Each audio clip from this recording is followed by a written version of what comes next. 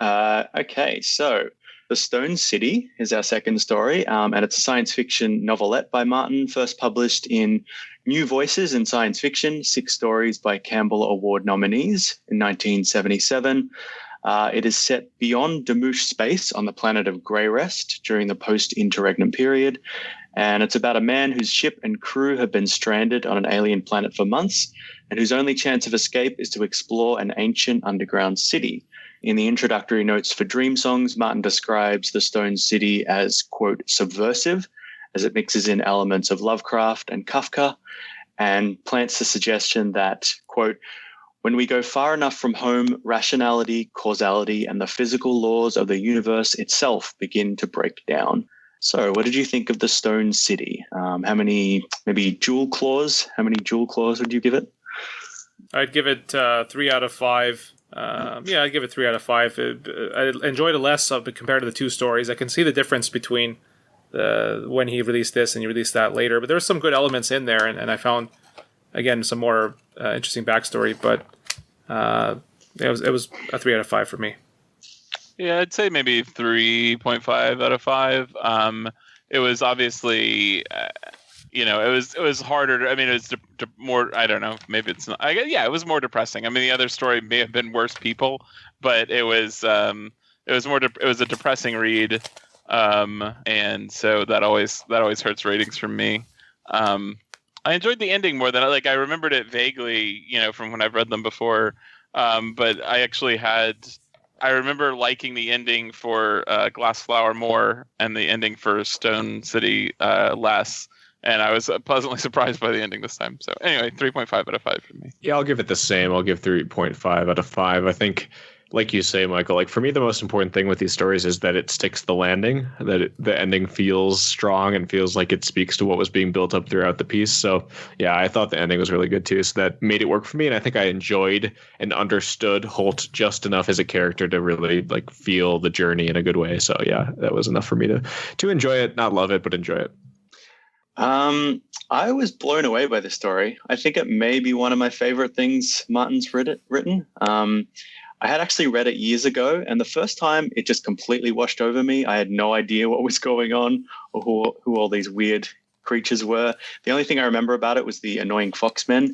But for some reason, it really just clicked with me. I think the story is incredibly haunting in its depiction of the unknowability of reality, the frighteningness of space and time in its vastness. I think you get this incredible sense of emptiness of the universe and the insignificance of humanity. Again, all very depressing. The purgatorial world of Grey Rest I found tragic and absurd. And I found myself really sympathizing with Holt. He's a very restless character. He's got a lot of regret, and he's just got this unfulfillable longing. So, I really enjoyed it. I'll give it 5 out of 5 jewel claws. Wow, Duncan, I guess you got sucked into that underground web. Absolutely, yeah. You're in there, yeah. I do think he's still in there right now. Yeah, I do think for sure this story benefits from multiple reads, to really appreciate it. So that makes a ton of sense that you did feel that after reading it a second time. I think just the language just really got to me. And the idea of the Stone City, it's just kind of surrealness was just really effective, I thought. Just getting lost in that space, that impossible space. I thought it was really good. And it just wove so well into the ideas of the story. Just this character who's just always trying to explore further and further and further and just can never find what he's looking for. Well, I might have a different view on the ending, actually. But overall, I do see that the theme of it's almost like you humans with your arrogance, you thought you could understand everything, but you're going here, this is something that breaks your rules. And the same thing with the new types of travel, too. They think, we can try this new type of travel, and then it's hellish. Mm-hmm. It doesn't really work very well, and it may actually be making, it makes you go crazy, kind of, right? At least it seems to be having negative effects on the Fox guys. And I think that sense of going crazy is really well communicated because so much of the story just seems absurd. He's trying to deal with the Foxmen and they sometimes know who he is. They sometimes don't. The idea of the Foxmen just seems out of a cartoon. Yeah. They keep asking him the same questions over and over again. Just this nightmarish, again, Martin mentions Kafka, and it is this nightmarish bureaucracy that never resolves itself. And yeah, just getting stuck in this place, this purgatory, nothing seems quite real. The idea of technology making you go insane, going too far away from home, nothing seems real anymore. I thought that would just all work so well. And just from the narrator's point of view, just that subjective experience. There's so many, especially once you get into the Stone City, you just see so many images. And it's like, it seems like you're supposed to, it's asking you a question, or it's giving you a clue that you could possibly figure out. Like the fact that there's this one character that keeps popping up is what was his name? He's like the landlord. This alien landlord keeps appearing in the Stone City. And I'm like, am I supposed to know who he is? Is this character, does he mean something? But it never resolves it. So it's just this mystery after mystery, and you keep trying to solve a mystery and it just opens up more mystery. So that sense of just going insane, I think, is really well described and experienced in the text. And I think just to support that point, the non-linearity of the story really helps to develop that feeling. We're constantly like jumping into flashbacks of different details establishing of how Holt got here and how things got to where they are at this point. Like I felt like that too helps create this feeling of confusion and uncertainty and ultimately insanity, like you described. And I think that pairs well actually with the previous story. That idea of the nature of memory is not linear, it's not clear, it's not logical in a way. It can be just this mishmash of different impressions. Some memories are stronger than others. Some memories connect, some memories are completely random. And I guess the Stone City, in a way, is just this collection of illogical memories from all over the universe. It's like it's this a blotting paper that all this experiences, all these different species that have crossed this one planet, it's just kind of collected in this weird, unknowable place. Yeah, so is that what is happening at the end? Like he's tapping into that, so he actually is experiencing that. It's not a delusion luring him there necessarily, but he's actually is getting to see all these worlds through. Like, no, well, not like literally traveling. No, he's not actually going there, but he's seeing images. Like he's experiencing like the memories of these worlds or something. Sorry, go ahead. I don't know. I'm not sure. It says webs of space-time. That's what's interesting. I think the best comparison is A Song of Ice and Fire, the House of the Undying. Danny just walking through this temple, looking through doors and just seeing visions of things. So I don't think it's not physically traveling there, or even you could ask the question, what does it even mean to physically travel somewhere? Sure. But he's just seeing visions of things, basically. Yeah, and I think there's like the description of what this story could mean. Some of the stuff I've read, essentially saying that this is like a ongoing, metaphor for the concept of people who find peace. And we talked about this a little bit back in the last cast for this, but this idea of like finding peace in unreality, in our case, like pieces of fiction, and like the comfort that you can have in like delving into this non-existent thing, but that still feels real to you, kind of thing. That seems to be what's coming across with what Holt ends up doing here at the end. Yeah, I think there's a strong connection to a few of his other stories, like Bitter Bloom's characters who are stuck in these situations and find escape in stories or books or whatever it is, fantasy worlds. And in a way, that's what Holt seems to be doing, is trying to seek out fantasy. Like he's just this kid looking up at the stars, dreaming about all these places and trying to search for adventure, but he's never quite find it, and he's always off on another adventure. But I think there seems to be like a clear like economic commentary going on as well. Like these characters who are essentially stuck in this ghetto or this slum, and some of them turn to drugs, some of them turn to crime, some to prostitution, some commit suicide. So they're all looking for this escape, and then Holt's escape is basically the Stone City. Yeah, so along that line, Martin did say this story is the closest to, quote, capturing the yearnings of that boy stretched out in the summer grass beside the Kilvan Cole, staring up at Orion, like you were describing there, Duncan. So I think, you can think of this story very much as kind of as the closest thing to like seeing the way that Martin views fantasy and views the ability to stare up into the sky and imagine worlds, and that appeal. And that's what I liked a lot. Like, I think for all the characters we've read, I had such a clarity of knowing what Holt was about. He is this person who just wants to go on journeys, wants to experience the world, but in the actual literal physical way he does it, it's clearly corrupted and goes horribly wrong. So it's actually safer to do that in the end, it feels, in this fantastic way that's not quite real. Yeah, it's very cautionary, I guess, a bit like Bitter Blooms. Like this isn't this can, lead you down a bad path, just constant escape. But I think we've talked a bit about like the biographical elements of some of these stories. The fact that Martin, as a child, lived in quite a working class or poor neighborhood and would look at the ships passing by and make up stories for them. So it's sort of analogous to what Holt does as a child, looking up at the stars. Well, he physically wants to leave and continue his journey. He's prevented by this insane bureaucracy and jokes and all of that, and so he's forced into this situation. Yes, indeed. And he's obviously, it affects him to a degree that he strangles and kills one of the Fox people. So he has his moment of madness, absolutely, that leads him to this point. So it's not as though this is a happy ending, I don't think. I don't feel that way about it at all. I think it's a very nice ending. For Holt, he's doing what he wants. For Holt. He's and I mean, also, I mean, the ending at the end, I mean, again, like, I don't know, I'm not sure what you guys are saying is actually happening in terms of the space-time stuff, but the end certainly seems to imply or that, that he's survived for hundreds or thousands of years down there, right? He's immortal. Capacity, right? Like he did what Serene wanted. It looks like it's some kind of time dilation thing. So he's just here, right, and just doing this while the rest of the universe is passing, right? Yeah. The ending's very intense. Like he mentions, not a ship hasn't landed on its planet in a millennium. Right. So he's been down there for thousands of years. And he's describing all of these different species and their final fates. Like he describes one species as dying out, another one is enslaved. The foxmen, the Dinlay, basically go insane and devour each other. So it's very intense and apocalyptic in a way. I guess I read it as pretty melancholy. Like it described, the final line is Holt is going between the stars.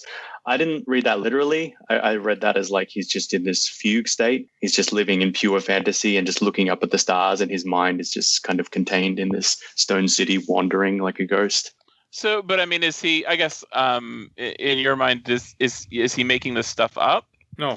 Or is he he's seeing it? If he's seeing it for real, then yes. I mean, like, I don't know. Like, maybe I put less value on physically visiting, but I'm not sure, what the necessary, like, I mean, he wants to experience these worlds and these cultures, and he's doing that. And I mean, like, I'm happy for him. Like, I think that he's, well, his goal was, he kind of inherited from Cain. Or was it old Cain? Was the guy's name? He wanted to see all this stuff, and then he kind of realized there's no way I can do this in this finite lifetime. There's no way I can get to see all these places, and now that's what he's doing. Yeah, I mean, the tone of the ending I didn't think was like bad. It wasn't like a twist ending where all of a sudden you realize, he's in this horrible situation or he's trapped. I don't see him as being trapped. I just think it's this kind of, the tone of it's just very like mysterious and romantic and melancholy. Like, I don't like, maybe, he might be happy, or I don't know. It's more just the tone of it. It's just very, it's hard to describe. Like it's very poetic. And one passage is like, humanity never reaches the core or something like that. To me, it just evoked like vastness and the sublime, just this awesome, unknowable experience. So it wasn't necessarily bad, just unknowable. Yeah, it's complicated, right? It's complicated to rule on how you interpret, like, whether or not this result in your life is an ideal result, right? So we talked about this in the Way of Cross and Dragon, right? This idea of like, if the importance of life is reducible to the idea of being happy, then maybe this is enough, because at the end he is happy. Like in this fantasy land he's living in, he's happy with that, and that's good enough for him. But then there's like the idea is it good to like dwell into the dream and live in the dream forever and just like decay and exist in that and not actually live your life? Is that the correct ending or like the right way to live? So yeah, it's a complicated thing, but I think for me, like, I can't rule definitively either way if it's like a happy ending or a sad one. Well, when he pops out, he'll be the same age essentially, and then he'll just have to be in another later universe. Maybe. I don't think he's ever popping out. It's funny how he says, "I'll just in a little bit I'll go back," he says, and then he's just walking star to star. But I do think it makes a difference in what Holt wanted to do, if he's actually seeing those worlds, or this is just a fantasy, like it's a simulated thing where it's not, it's just making up what those worlds could be. I think he really wanted to see what those worlds were like, and if this machine is showing him like a giant view screen what those worlds were like, I think he wanted to do that. If it's just making up what they could be like, he wouldn't like that. Yeah, but I think the fact that, I mean, that there obviously is some time weirdness happening, based on the line at the end. I mean, I guess just because there's time weirdness doesn't mean there has to be space weirdness, but it does. Space-time, they're linked together, right? Exactly, right, yeah. Here's a line that it reminded we were talking about this specifically, that he wouldn't be able to do it in one life, but through this he can. Well, George has a quote that himself. I was searching for George. A reader lives 1,000 lives before he dies, said Jojen. The man who never reads lives only one. So he's living the 1,000 lives. He's like a reader now. And again, like Duncan said, it connects to Bitterblooms too. Like this idea of like just like the beauty of just living in all these worlds and being able to experience things you never would have been able to otherwise. But ultimately, it's not real. So it's that interesting question if that is correct and that is good. But it's not something I think that you can say definitively. And the other danger is you can almost never be content with your actual life if you're living in these vastly more fantastical worlds. If you're looking at Avalon, if you know. Sean in Bitterblooms knows about Avalon. How can she ever go home and live a content life knowing how fantastical all these other worlds are? And if someone like Holt is always gazing up at the stars and imagining all the amazing things that could be out there, how can he ever be happy on, his little snow world? I'm going to pull out a really deep esoteric literary pull here, which is a quote from Harry Potter. Oh, fancy. Which is the quote in the first book of those where Dumbledore says it does not do well to dwell on dreams and forget to live. So that is the other side of it, right? And that's in reference to Harry staring into the mirror of Erised. But yeah, like it's complicated, right? I think there's merit to both philosophical ideas, but I don't think you can say like one is true and right. Yeah, I think it's somewhat more complicated in this, just because, I mean, again, if he is actually being able to view and experience other worlds, I think it sort of moves the needle a few notches, or from something like the Mirror of Erised, where it's a fantasy, and one that is designed to prevent you from eating or anything else, right? So fair enough. Yeah, and it does seem to make him happy going to these other worlds. But just there's a scene with the wisdom pool where he's asking, and what's beyond that, and what's beyond that, and what's beyond that. Just gives you this impression that he'll never. The journey, I don't know. The journey just seems to be never ending. Like he is looking for something, but he'll never find it. He can't find, because there'll always be something beyond. Yeah, I don't know. It's an elusive sense of wonder, I think. Yeah, for me, like I just, and this is metatextual in a way, like I approach it thinking about the way that like Martin constructs these stories, and I just can't imagine that he's viewing this as like, oh yeah, things are going perfect for Holt at the end here, especially after going through the Stone City, which is so stark and so horrifying in its own way. So yeah, I don't know. It just doesn't feel like, oh yeah, this is the best place in the world. This is Disneyland, and you're living in a world of fantasy and love. There are some quite scary images in the Stone City. He sees a tower of the Harangans, which is, we sort of mentioned, that's the first time we've seen a Findi in the Glass Flower. This seems to be the closest we get to a Harangan to see one of their fortresses in any of the Thousand World Stories. And he sees the Foxmen. I love that description of the Foxmen, like their bodies kind of sort of becoming frantic and not quite matching up, which I assume is meant to be describing them going through, using their jump guns and going into different time-space continuums, and their body never quite lines up each time, and it keeps getting further and further or something, and they become more frantic and chaotic and whatnot. But there's one moment in it where he sees a Foxman that looks scared and afraid, and that really like touched me in a way, like that, because it reminded me, like, oh, as antagonistic as the Foxmen are in the story, or the Danlai are in the story, it kind of reminds me, oh, what if they actually were quite a nice, normal people at one point that have basically, this is at the end of this, horrible fusion of technology that's basically driven them insane. And there are probably plenty of Foxmen who were quite scared by what was happening to their fellow people.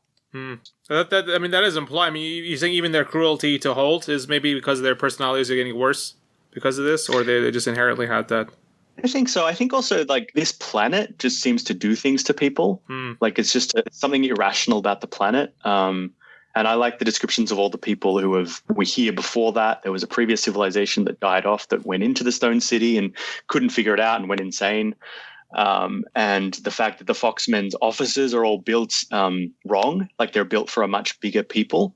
because the Foxmen have taken it over from a previous civilization. Just all those little touches that nothing quite fits, nothing's quite right, nothing quite works properly, nothing quite progresses. Like it seems like the paperwork's going through on getting a birth, and then suddenly there's another, hitch that he has to resolve. So all that just seems to be soaked into this world. It just doesn't work. It's just this purgatorial existence. So earlier on in the story, the whole thing with Cain I found interesting because, first of all, he lived 200 years. So that gives a little bit idea on how long people can live, and in comparison to Bitter Blooms too, figuring out who she could have been there. And just also the whole, his backstory, he was at the Festival of the Fringe, which so that's going back to the Dying of the Light time period, and this is after that. It shows us later in the timeline, and just more information on Haranga, for example, like that they really are defeated, at least from his point of view.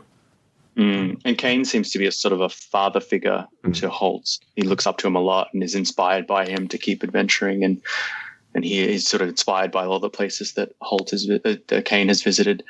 I think that mention of the Festival of the Fringe is quite interesting because that's one of the few sort of clear time approximations that we get in the Thousand Stories, because often it's very vague about when they occur. There's a few stories we know take place during the war. Some take place during an interregnum, at least for some planets. But Dying of the Light actually has firm dates. I think Dying of the Light takes place like 600 years after the interregnum. And then we get another clear date, which is Cain attended the Festival of the Fringe from Dying of the Light as a young boy. And if he's 200 years or 220 years old, then the Stone City has to take place around 800 years after the interregnum. And I believe in The Glass Flower, Chloronymus mentions that the memory of Chloronymus, mentions that his last time he made love to a woman was 800 years ago, or she spent 800 years. So both these stories seem to take place 800 years after the interregnum, which would be, seems to be further along the timeline than some of the other stories. As far as A Song of Ice and Fire connections and talking about Cain, the immediate, this isn't A Song of Ice and Fire, but the immediate mental connection I made was to actually Dunk and Egg and Dunk and Sir Arlen, that relationship that they have as like a mentor who picks him up and takes him on these adventures. That was the immediate thing that popped into my head when I heard that described. Another connection I would say would be the Damoosh wisdom pools. I think they're very similar to the concept of the old gods and the weirwood trees. So in both stories, you have like this telepathic elder sort of commits his mind to the natural environment, and then his role seems to be like to preserve and dispense knowledge to worthy pilgrims. And I'd also the wisdom pools and the weirwoods both seem to allow elders to see and communicate far distances in the present or in even the past and the future. They seem to have that knowledge base. There's definitely something that he uses, and we got this with the pyramids back in one of the last ones we did. But yeah, there's something about like artifacts that have this like power associated with them that exist in places in the world. I think that's very much a motif that he comes back to in these stories. Another fun fact is that Martin mentions that originally his Thousand World stories, he was going to put them under the umbrella of the Man Realm. And this is the first time he uses the term Man Realm. And within this story, it refers to the region of space occupied by old Earth and dominated by humanity. So most of the Thousand World stories take place in the Man Realm, the human space. But also he adds that he wanted to use that to refer to the broader setting in which his, future history stories take place. But later he replaced it with the term Thousand Worlds, which he, quote, thought had a nicer ring to it and give him plenty of room to argue with that. Good move there, George. Good pick. Well, does he talk like there may actually be 2,000 or whatever, like that estimation is made, but the name itself is just a nice one, Thousand Worlds, right? Yeah, and it's ambiguous enough that he can add new worlds as he wants them. I'd go so far as to say we wouldn't be doing these podcasts if it was called the Man Realm setting. Well, yeah, we wouldn't be linking them together in this way into one. We'd just be like, oh, another short story. On to the next. Yeah, that's a different area of the library. Well, we get. I was going to say it might get different views from other. That's right. Well, it would be suitable or not suitable. First, you'd have an odd name to match the odd artwork that they had with the lips for the Song for Lion and all that stuff. A lot of his works had a pretty odd artwork initially. I do appreciate these simple titles of these stories as opposed to and 7 times never kill man! Exclamation point. I just like the simple titles, and I think they are very evocative for these 2 stories. Yeah, absolutely. Okay. I think that's... Do we have anything final comments, or I think we've covered it all? No, I think that's everything. Yeah. Well, thank you guys. It's good to record with you again and kind of finish this trilogy of stories that Duncan wanted to get back into.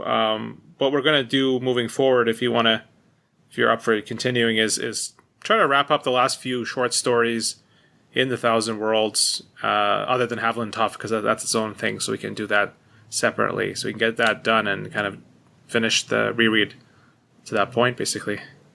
Yeah, sounds great. I'm in. Yep, I'm Cool. definitely in. Absolutely. After you finish that, I mean, there's still... We did do Dying of the Light as a novel, but he has other novels, like Fever Dream and that stuff. That just takes more commitment to get everybody on board and read it. Gotta do Armageddon Rag. I keep hammering it. Armageddon Rag. Yeah. Maybe we'll go straight to Armageddon Rag then. The book that almost destroyed his career. I'm curious to know why. Although, if you look at the timelines, he was still doing short stories after that. He just couldn't get a novel, I think, was the problem, right? He couldn't get a sustained income. No one would purchase a manuscript from him for a novel.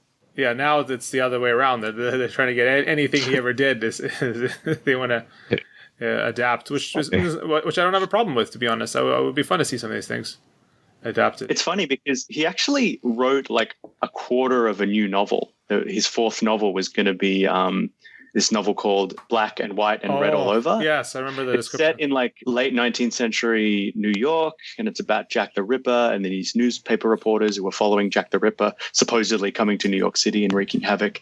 And it's actually available, like the quarter that he did write is available in a collection called Quartet, which I read. Yes. And it's really good, but as soon as you start to get into it, it abruptly ends. It's really frustrating. But he was writing that to be like his song novel. Of Fire. Yeah, very, very similar experience. Yeah. But it's only like 100 pages. But he was writing that to be his 4th novel, but just no one would purchase the idea because of Armageddon Rag. So he eventually just abandoned it. Did Quartet also have a skin trade in it? Like that's one place. It did, yeah. Yes, okay. It was skin trade. Black and White and Red All Over. The A Song of Ice and Fire Danny chapters. So the Blood of the Dragon, and there was one more which it wasn't a short story, but it was a script for a TV show. It was called like Starport or something. That's right. Okay. Yeah. So it was like the 4 sort of crossroads of his. This is pretty. This is something like the year 2000 or something like that. This is an old publication, or older than that. I remember that. Yeah, it was a bit of everything. It's a bit of everything. I love learning from you, Martin scholars. All this history. Well, that was really a friend of mine who had read that as well. I mean, his take of you way back then was that this series is not going to finish because George just moves on to something else, which I'm fine with if he moves on to something else. Like if you want, he always in the past do skin trade. Wow, that could be a whole universe in itself. No, move on to something else. Yeah. Do Fever Dream. Move on to something else. Like.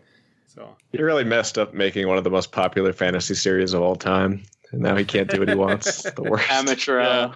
I mean, even just like selling it to HBO, probably. I mean, like obviously it was popular before, but I think you could get out from under it maybe if it weren't for the HBO stuff.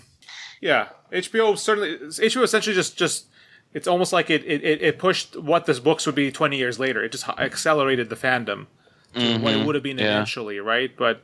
And so, yeah. Although if you think about it, like I mean, have you noticed? Like I mean, here we are. A lot of people are moving. We always get here right on time.